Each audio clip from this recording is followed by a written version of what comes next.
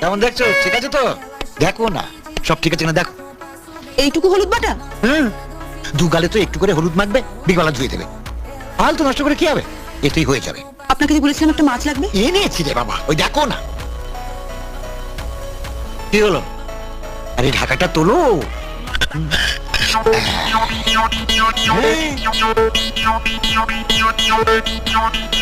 তত্ত্বে মিষ্টি পাঠাতে হবে তো। আরে এনেছি রে বাবা, জ্বালিয়ে ঠেলে।